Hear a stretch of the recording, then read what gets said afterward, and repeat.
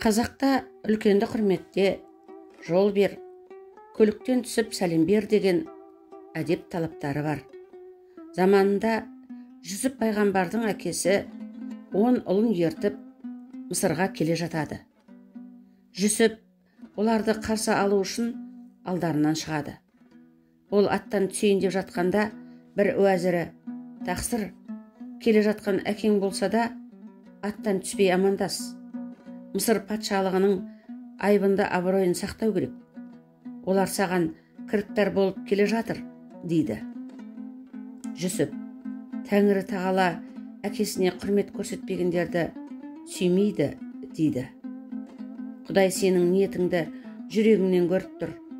Кешірімді кең Құдай сендей пайғамбардың кішкене күнәсін кешпегенде кімнің күнәсін кешеді дейсің», дейді уәзірі. Жүсіп осы сөзге иланып қалады. Әкесіне аттан түспей сәлем береді. Бұл Алла сүймейтін әдепсіз қылық еді. Осы әдепсіздігі үшін Жаппар хақ Жүсіпті жазалайды.